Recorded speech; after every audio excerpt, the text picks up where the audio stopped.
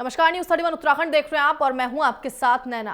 रामनगर में आजादी के अमृत महोत्सव के बाद सड़क पर ग्रामीणों ने पदयात्रा निकालकर प्रदेश सरकार के दावों की पोल खोलने के साथ ही सोई हुई सरकार को जगाने का काम किया है। बता दें कि रामनगर से भिकियासैंण सल्ट तक समाज के सामाजिक लोग आंख बंद कर बैठी सरकार की आंखें खोलने के लिए पदयात्रा पर निकल चुके हैं। देखिए पूरी खबर। की सरकार शर्म करो, शर्म करो, शर्म करो।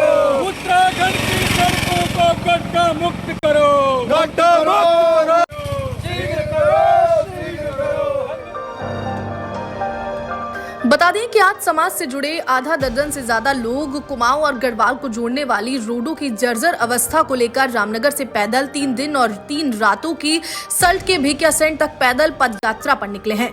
वहीं पैदल यात्रा करते हुए मीडिया से रूबरू होते हुए सल्ट क्षेत्र के पूर्व जिला पंचायत सदस्य नारायण सिंह रावत ने कहा कि सरकारों ने जनता को छलने का काम किया है। उन्होंने कहा कि रामनगर नेशनल हाईवे 309 पर स्थित मोहान क्षेत्र से कुमाऊं और गढ़वाल की सड़कों की हालत जड़ से जर्जर हो चुकी है। साथ ही उन्होंने कहा कि एक समय रामनगर में कुमाऊं और गढ़वाल का प्रवेश द्वार पर कुमाऊं और गढ़वाल की सबसे बड़ी मंडी हुआ करती थी। उसके साथ ही चारधाम की यात्रा भी यहीं से शुरू होती थी, पर आज कई वर्षों से पूर्व से ही सड़कों की हालत खराब होने के चलते ये सब दूसरी जगह शिफ्ट होते जा रहे हैं। वहीं उन्होंने ये भी कहा कि हम सरकार को पदयात्रा के माध्यम से चेताना चाहते हैं कि वो अपना निकम्मापन छोड़कर सड़कों का निर्माण करे। साथ ही उन्होंने ये भी कहा कि आज तक चाहे किसी की भी सरकार रही हो, वादों के अलावा कुछ नहीं मिला और अगर अब भी सरकार नहीं चेती तो हम मुख्यमंत्री आवास के बाहर धरना प्रदर्शन करेंगे।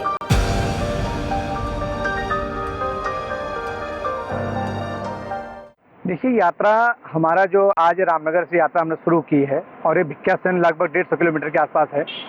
ये यात्रा इसलिए करनी पड़ी कि हमारी जो लगातार डबल इंजन की सरकार जो अभी रिपीट हुई है, पहले तो 3 मुख्यमंत्री रिपीट हुए और 3 मुख्यमंत्री रिपीट होने के बाद फिर सरकार रिपीट हुई, लेकिन जो उत्तराखंड की जनता के जो सपने थे वो सपने आज ज्यों के त्यों गड्ढों में तब्दील हो गए हैं। जो जीवनदायिनी रेखा हमारी मैदानी क्षेत्रों से पहाड़ को जोड़ने वाली सड़कें हैं, चाहे वो नेशनल हाईवे हो, चाहे वो स्टेट हाईवे हो, चाहे डिस्ट्रिक्ट बोर्ड की सड़कें हो, चाहे RSC हो, चाहे प्रधानमंत्री की सड़कें हो, सारी सड़कों की बहुत बुरी हालत है।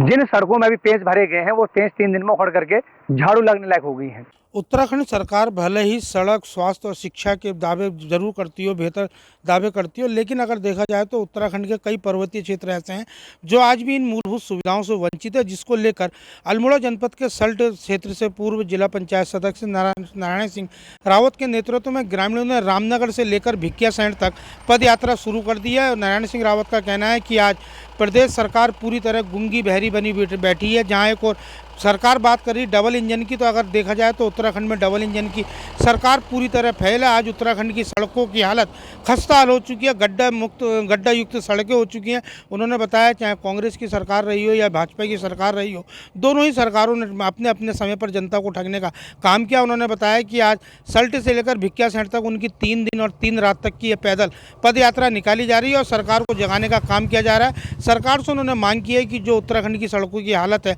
और खासतौर पर नेशनल हाईवे 309 जो रामनगर से लेकर पर्वतीय क्षेत्रों को जोड़ता है, उसकी हालत काफ़ी ज़्यादा खराब है। उन्होंने सरकार से मांग की कि इस पदयात्रा के माध्यम से यदि सरकार ने इन सड़कों को दुरुस्त कर दिया तो पहाड़ी की जनता में एक जो है खुशहाली दौड़ेगी। वहीं उन्होंने सरकार पर कई तरीके के गंभीर आरोप भी लगाए। अब देखना यह होगा कि ग्रामीणों की और पर्वतीय क्षेत्रों को निकलने वाली रामनगर की इस पदयात्रा को लेकर सरकार कितना संजीदा है और कब तक इन सड़क का निर्माण होगा। रामनगर से राजीव अग्रवाल के साथ कैमरामैन बंटी अरोड़ा, न्यूज़ 31 उत्तराखंड।